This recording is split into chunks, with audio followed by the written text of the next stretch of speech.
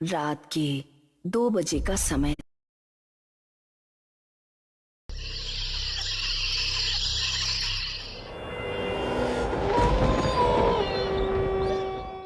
रात के 2 बजे का समय था। राजन अपने दोस्त अभिमन्यु के साथ मुंबई से दिल्ली अपनी कार से जा रहा था। अभिमन्यु लगातार 9 घंटे से ड्राइव कर रहा था। लगातार ड्राइव करने की वजह से उसे बहुत थकान महसूस हो रही थी। अभिमन्यु, मुझे लगता है कि हमें राजस्थान से शॉर्टकट होकर दिल्ली जाना चाहिए। 2 घंटे पहले ही पहुंच जाएंगे। और वैसे लगातार कार ड्राइव करते करते मेरी हालत खराब हो गई है और ऊपर से पेट्रोल भी बहुत कम हो रहा है। हाँ यार, यहीं कहीं आसपास पेट्रोल पंप भी नहीं दिखाई दे रहा, इसलिए कहता हूँ राजस्थान होते हुए शॉर्टकट ले ले। वहां पर जरूर कोई ना कोई पेट्रोल पंप हमें दिख जाएगा। अभिमन्यु ने गाड़ी राजस्थान की ओर जाने वाले हाईवे पर मोड़ ली। लगभग 1 घंटे बाद अर्जुन और अभिमन्यु तेजी से गाड़ी ड्राइव करते हुए माधवगढ़ के एक सुनसान गांव की ओर से गुजर रहे थे कि तभी उनकी नजर एक पेट्रोल पंप पर पड़ी। अचानक अभिमन्यु की कार झटका देते हुए रुक गई। अर्जुन की आंख लग चुकी थी। कार अचानक रुकने से अर्जुन नींद से जागते हुए बोला, क्या हुआ? अरे दिखाई नहीं दे रहा है क्या? सामने पेट्रोल पंप है और कार में सिर्फ इतना ही पेट्रोल बचा है कि ये 20 से 30 किलोमीटर दूर ही चल पाएगी। एक पल को तो मुझे लगा जैसे कि एक्सीडेंट हो गया हो। अरे कार मैंने नहीं रोकी अर्जुन, मेरी नजर ही इस पेट्रोल पंप पर पड़ी थी और कार अपने आप झटका देते हुए रुक गई। लेकिन जो भी हुआ अच्छा हुआ, पेट्रोल तो हमें कहीं ना कहीं से डलवाना ही था ना। अभिमन्यु और अर्जुन कार से बाहर निकल आए। उन्होंने देखा उस पेट्रोल पंप पर एक भयानक और अजीब सा सन्नाटा छाया हुआ था। अरे यार, यहाँ तो मुझे कोई नहीं दिखाई दे रहा। कहीं ये पेट्रोल पंप बंद तो नहीं पड़ा? यानी बंद तो नहीं है, क्योंकि सामने ऑफिस तो खुला है और लाइट भी जल रही है। और वो देख, इस पेट्रोल पंप के अंदर तो एक छोटा सा रेस्टोरेंट भी है, उसके अंदर की भी लाइट जल रही है। मगर मुझे लगता है कि उस रेस्टोरेंट के अंदर भी कोई मौजूद नहीं। अरे तो इसमें टेंशन वाली क्या बात है? अपने हाथों से पेट्रोल डाल लेंगे। इतनी रात में कौन देखेगा हमें? क्या पेट्रोल पंप के कर्मचारी ने हमें देख लिया तो वो हमें चोर समझेंगे? पेट्रोल पंप के आसपास इंसान तो क्या, एक चूहे का बच्चा भी नजर नहीं आ रहा। तभी उन दोनों के कानों में पीछे से किसी व्यक्ति की भारी आवाज टकराई। कौन हो तुम? उस आवाज को सुनकर वो दोनों चौंक कर पीछे की ओर देखने लगे। उन दोनों के सामने अजीब से चेहरे वाला एक व्यक्ति खड़ा हुआ था। यार, इसकी शक्ल तो बड़ी भयानक लग रही है। ऐसा लग रहा है जैसे कि शमशान घाट की चिता से अभी अभी उठकर आया हो। हाँ यार, बोल तो बिल्कुल सही रहा। मैं खुद पहली नजर में इसकी शक्ल देखकर डर गया था। लेकिन हमें सिर्फ पेट्रोल डलवाना है और यहाँ से निकलना है। इतना बोलकर अभिमन्यु उस कर्मचारी से बोला, अभी कुछ सेकंड पहले आप कहाँ पर थे? हमें तो आसपास कोई नहीं दिखा था। अपने काम से काम रखो साहब। कहो, किस काम से आए हो? अरे पेट्रोल भरवाना है, टैंक फुल कर दो। अभिमन्यु के कहने पर वो पेट्रोल पंप का कर्मचारी पेट्रोल डालने लगा। तभी अर्जुन की नजर उस पेट्रोल पंप की जमीन पर पड़ी। अर्जुन बुरी तरह से डर गया। अभिमन्यु, अरे नीचे देख, ये तो खून के धब्बे हैं। तभी उन दोनों के कानों में उस कर्मचारी की आवाज टकराई। टैंक फुल हो गया साहब, अब आप लोग जा सकते हैं। वो कर्मचारी देखते ही देखते उन दोनों की आंखों के सामने से गायब हो गया। ये देखकर अभिमन्यु और अर्जुन की आंखें दहशत से फटी की फटी रह गई। अरे लगता है हम दोनों गलत जगह आ गए हैं। वो दोनों तुरंत कार के अंदर बैठ गए। अर्जुन ने अपनी कार हाईवे पर दौड़ा दी। अभिमन्यु को कार ड्राइव करते हुए 1 घंटे से ज्यादा हो गया था, मगर रास्ता था जो खत्म होने का नाम भी नहीं ले रहा था। तभी अचानक अर्जुन की नजर एक और पेट्रोल पंप पर गई। यार ये पेट्रोल पंप हमें कुछ जाना पहचाना नहीं लग रहा, जरा गाड़ी रोक। अबे पागल हो गया क्या है? हमें यहाँ से निकलना है। देखा नहीं तूने कि किस तरह से वो पेट्रोल पंप वाला देखते ही देखते हमारी आंखों के सामने गायब हो गया था? अरे मेरी बात को समझने की कोशिश क्यों नहीं कर रहा? एक सेकंड के लिए गाड़ी रोक के तो देख। अर्जुन की बात सुनकर अभिमन्यु ने अपनी कार रोक दी। वो वही पेट्रोल पंप था जिस पेट्रोल पंप से वो लोग भागे थे। आंखें फाड़े उस पेट्रोल पंप को देखे जा रहे थे कि तभी उनके कानों में उसी कर्मचारी की आवाज टकराई। अरे तुम मुझे पेट्रोल के पैसे नहीं देकर गए थे साहब? उन दोनों ने जैसे ही खिड़की के सामने देखा तो वही कर्मचारी अपनी भयानक शक्ल लिए हुए उन दोनों को देख रहा था। कुछ ही पलों में अर्जुन और अभिमन्यु की चीख सन्नाटे को चीर गई। इस घटना के 3 महीने बाद शाम के 5 बजे एक कार तेजी से माधवगढ़ के हाईवे पर दौड़ रही थी। कार के अंदर 3 लोग सवार थे, करण, नंदिनी और विजय।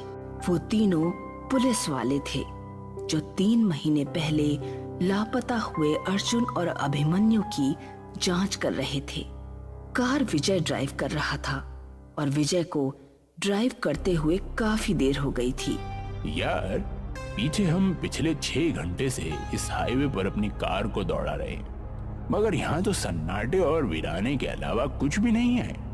अरे मेरी भी कुछ समझ नहीं आ रही है, आखिर ये अर्जुन और अभिमन्यु रात के इस वक्त इस सुनसान इलाके में कर क्या रही थी? उनके मोबाइल की आखिरी लोकेशन इसी जगह के आसपास की है यार। नंदिनी, जो कि कार के पीछे वाली सीट पर नींद की झपकी ले रही थी, अचानक से बोली, पता नहीं वो लोग जिंदा हैं भी या नहीं। अरे कमोन नंदिनी, ऐसे नहीं बोलते। अभिमन्यु और अर्जुन जैसे भी थे, वो हमारे दोस्त थे। हाँ, 1 नंबर के रिश्वतखोर। अरे लोग मुझे आकर शिकायत करते थे उनके बारे में। तो तुम क्या चाहती हो?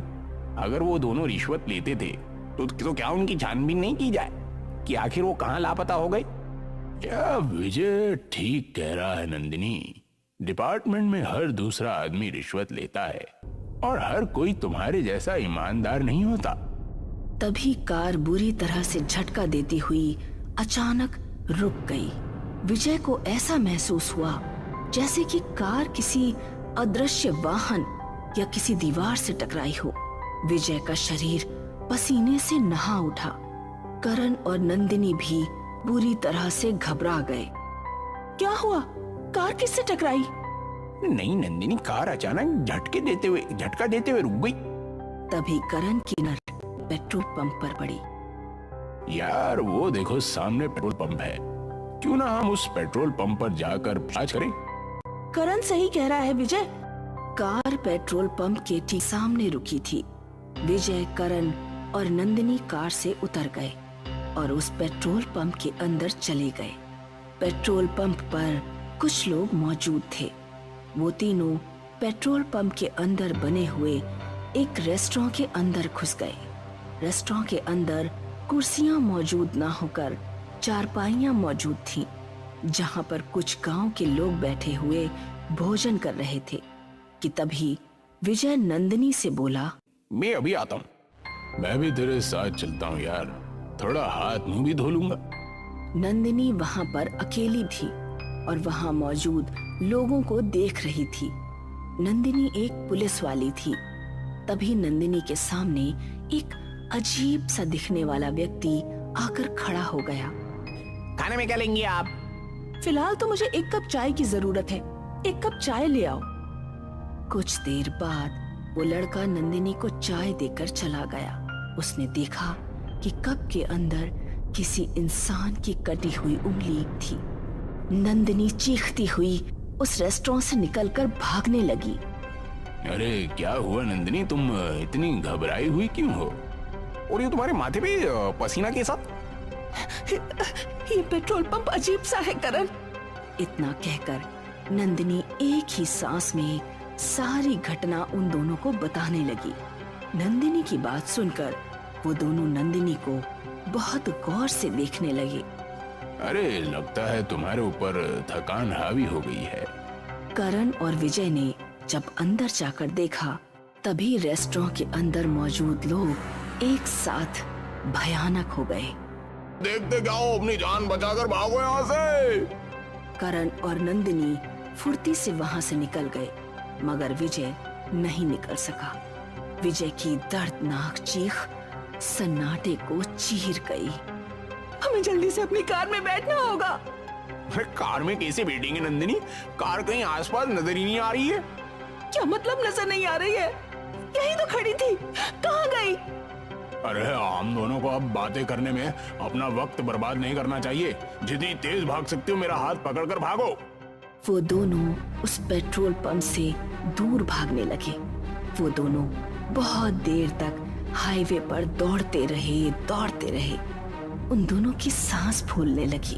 तभी नंदिनी चीखती हुई करण से बोली, अब तो उसी जगह वापस आ गए हैं करण। ध्यान से देखो, हम दोनों ने यहीं से तो भागना शुरू किया था। वो सामने पेट्रोल पंप है। करण की सांसें हलक में अटक कर रह गई। वो ठीक उसी पेट्रोल पंप के सामने ही थे।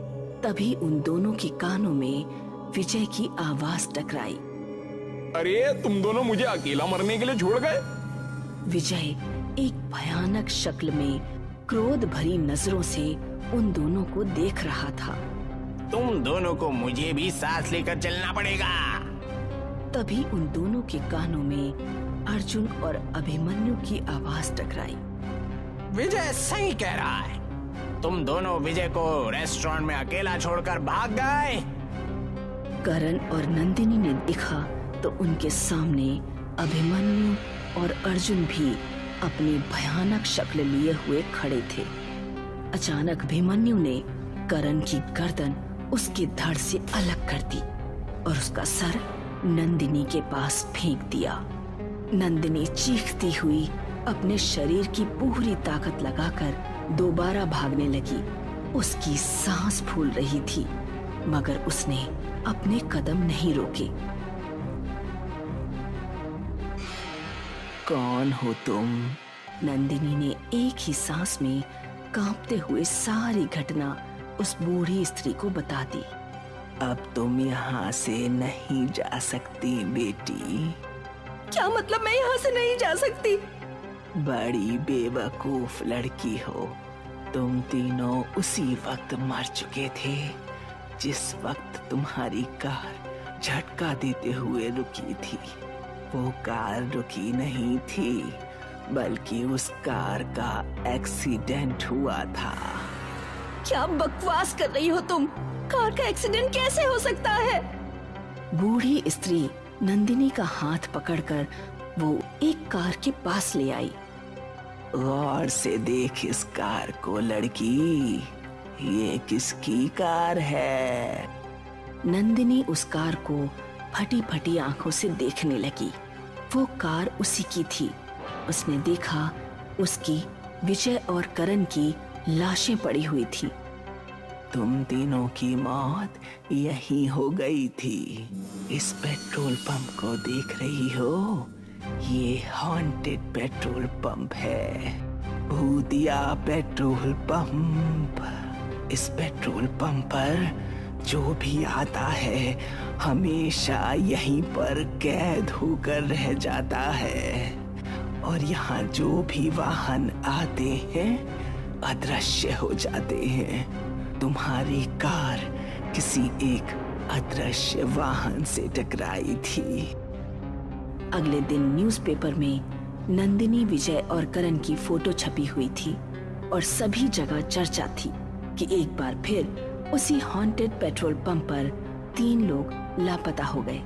ये क्या रहस्य है, कोई नहीं समझ पाया, और शायद कुछ रहस्य हमेशा रहस्य ही रहते हैं।